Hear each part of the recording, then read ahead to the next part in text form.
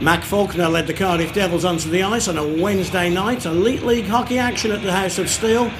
Big Max was to have, well, a big night for the Sheffield Steelers. Mark Thomas was on the bench, injured back. He brought a bouncer alongside him as well. He was expecting trouble. No such things for Robert Dowd. Last onto the ice, Dowdy was ready. The Steelers were ready. It was a big night for Neil Abel, Mark Thomas and their team. A big moment actually early in the game. Inside 10 minutes, when the Cardiff Devils would break, and watch Robert Dowd chase down Mark Smith. Lifts his stick, Smith trips, bang, into the boards. A nasty one. Players obviously all concerned about Mark Smith, and you'll see here, loses his edge, bang, into the boards, but what a nasty one. Concussion. Horrible. Horrible to see Mark Smith go off like that. He's a good man. But Robert Dowd followed him. The referee had given a 5 minute for boarding. Yes, 5 minutes for boarding and a game misconduct. A huge kill for the Steelers. They did kill, but the Devils took the lead shortly after. 5-on-5 play. Tyson March at 15-27. Morissette and Rama with the assists. Cardiff led by a 1-0. It would be, in fact, the only goal the Devils would score all night, as the Steelers were then to take over. Maybe a little fortuitous on the first one. Chris Blight's first at the arena and against his former club. He shot, ricochets off the post into the goalie and into the back of the net. 16:36, Blight assisted Fatter and Lacroix. Steelers got it tied at 1. Blight's first in Sheffield. Shot, ricochet, post, skates, goal. Whoosh it was behind you. Into the second period, Quinney was off for tripping Steelers on the power play. Stefan Meyer shoots and scores. Steelers led 2-1. Baldwin and goalie Frank Doyle picked up an assist at 24-41 on Meyer's power play goal. Steps inside, all the time in the world, not closed down. And a nice finish from Stefan Meyer. Well, it was the start of just a rout for the Sheffield Steelers. That goal at 24-41, Lacroix's pass from Phillips, bang, 3-1 at 25-54. Steelers win 7-7. Lovely pass from Phillips for Lacroix, but look how much time Big Max has got. But what a finish, a snapper, 3-1. 14 seconds later, yes, 14 seconds later. And Legui, first of all, does good work chasing down a loose puck. Lacroix, Legui, still Legui, still Legui. 26:08, 4-1. Blight and Lacroix picking up assists.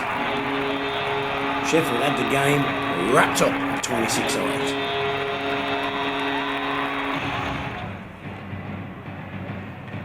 Scoring wasn't over in the period, though we did have to wait an awfully long time for the next goal, the whole 3.5 minutes. It was came off Quinney's skate. Unlucky son.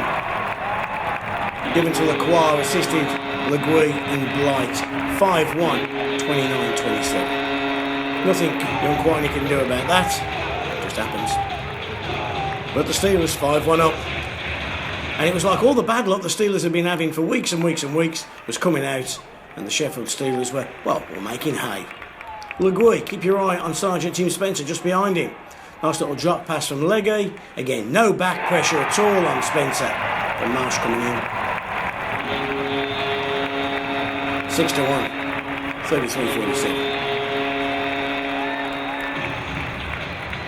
6-1 Spencer, 33-47. Still wasn't over. Big goal to come as well. Lacroix and Jonathan Phillips will assist on the 100th goal for Jason Hewitt. 100 Elite League goals. A handful with London, a couple with Basingstoke, and a shed load with the Sheffield Steelers. 100 for the Bulldog. Goal number 7 for the Steelers at 35:09. I made that 6 in a period, and it's been a long time since that happened. 7-1, the Sheffield Steelers led at the end of 2. 7-1 they led at the end of 3. Just a 1 goal conceded by Frank Doyle. He was immaculate all night. And Mark Thomas and Neil Abel, a good job's work done. A 6-point night for Max Lacroix as Purpose Media Key handed over the Man of the Match awards. All smile for the camera. Dowdy had suited up. Everybody was happy as the boys left the ice. Let's hear what Mark Thomas had to say post-game.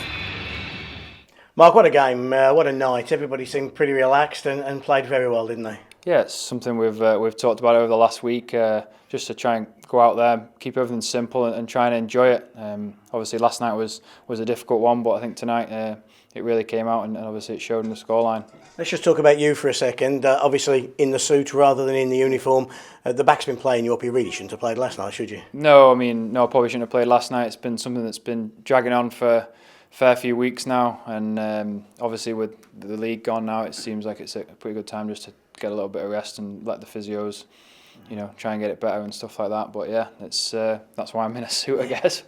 Always important though to have another experienced pair of eyes on the bench, and you and Neil obviously got something out of the guys tonight because they played with the freedom, and that second period was like something we hadn't seen here for a long time. Yeah, I think obviously they all play like. I mean, honestly, I didn't do much. Honestly, we just stood there and you just sort of tell guys what you might see just to help them out a little bit, and that's all we really did. But it was the guys played really hard tonight. I thought they played great. They played simple and just smart more than anything, and obviously it paid off. Just talk to us what it's been like the last couple of 3 days, because obviously it's been difficult since Mark and then Doug left, and then with Stephen getting injured as well. That kind of threw another spanner in the works, didn't it? Yeah, obviously everything last week, and then Gertz took over, and then he goes down in Cardiff. So then it was almost like we've lost someone to look up to, someone to point us in the right directions where we need it. And but I think as a group we're an older group. We're all in our late 20s, and a lot of guys are a lot of experience in the team, and we're not a bunch of young guys that all leaders within that room, and I think that's showing now. Hopefully we can start putting it together over the next few weeks and getting on a roll to build up towards the playoffs.